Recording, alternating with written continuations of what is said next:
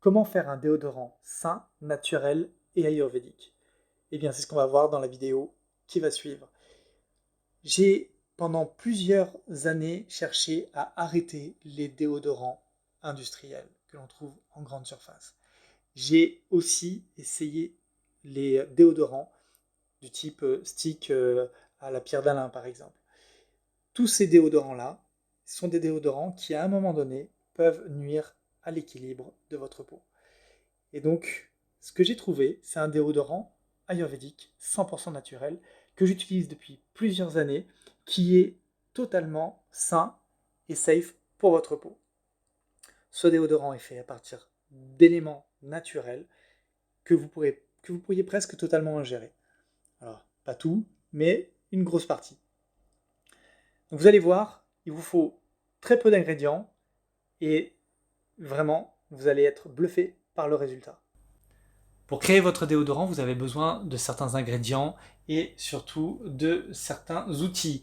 Alors, premier ingrédient, ça va être la cire d'abeille bio que vous trouvez en magasin bio. Donc là, on a 17 grammes de cire d'abeille. Ensuite, vous avez de l'huile de coco. L'huile de coco, là, on a 35 grammes. Pareil, c'est de l'huile de coco bio. Ensuite, vous avez ici du bicarbonate de sodium alimentaire. Et là, il y a 33 grammes. Et enfin, vous avez de la maïzena. Vous pouvez aussi prendre de la fécule de maïs, c'est à peu près la même chose. Et là, on est sur 20 grammes. Ensuite, vous avez besoin de ceci, qui est l'huile essentielle que vous voulez utiliser. Donc là, vous pouvez utiliser de l'huile essentielle du type palmarosa, menthe, lavande. Alors la menthe, attention, regardez bien s'il n'y a pas de contre-indication avec votre terrain.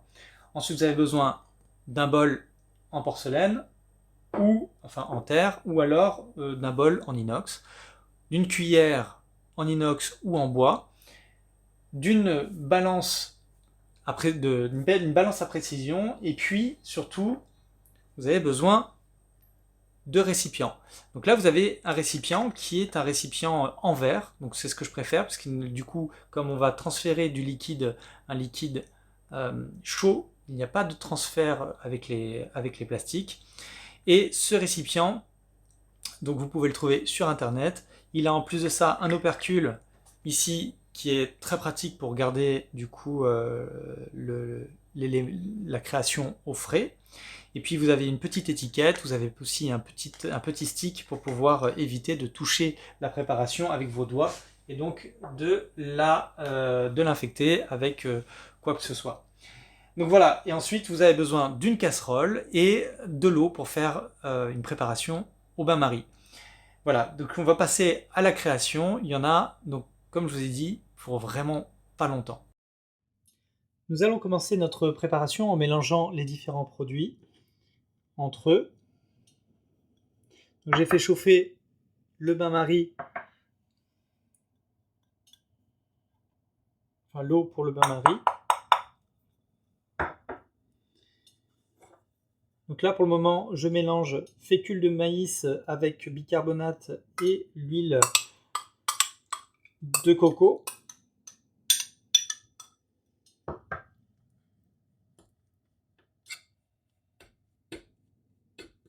Je mélange un petit peu pour avoir un mélange un petit peu homogène.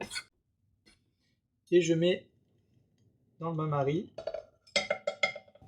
Donc je fais attention à ce que ma préparation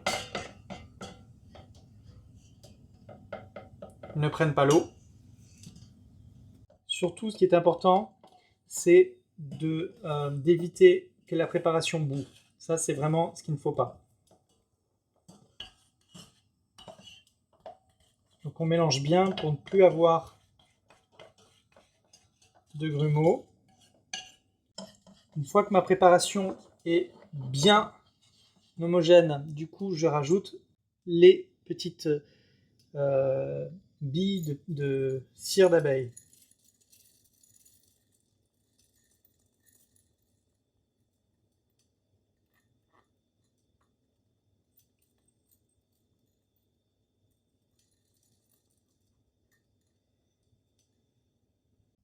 et je mélange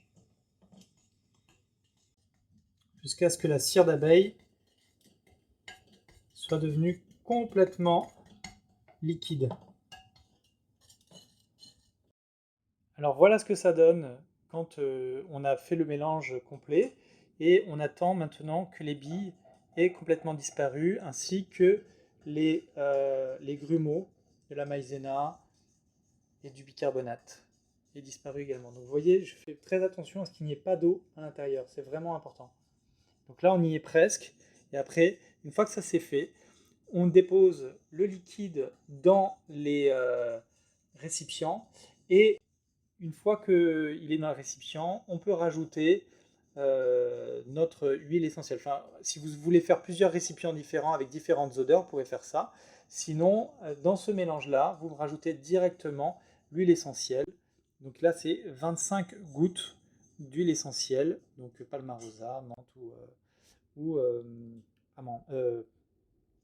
Palmarosa, menthe ou lavande. Mon mélange est terminé. Donc là, j'ai fait 2 pots avec l'huile essentielle de Palmarosa. Il y en a pour des mois en fait d'utilisation. Vous avez juste à prendre un petit peu de ce mélange sur votre doigt et l'appliquer sur vos aisselles et vous verrez, ça fait vraiment un job merveilleux. Donc là, il ne me reste plus qu'à sceller le pot et puis à le mettre au frigo pendant quelques heures afin que ça durcisse bien. Voilà, donc vous voyez, rien de plus simple. Hop, on met l'opercule et on termine l'opération. C'est très simple. Voilà pour la préparation de ce merveilleux petit mélange qui va vous faire beaucoup de bien. Je vous dis à bientôt. J'espère que cette vidéo vous a plu. Prenez bien soin de vous. Et surtout, dites-moi si vous l'avez testé. Faites-moi un retour en commentaire, ça me ferait très plaisir. Allez, salut!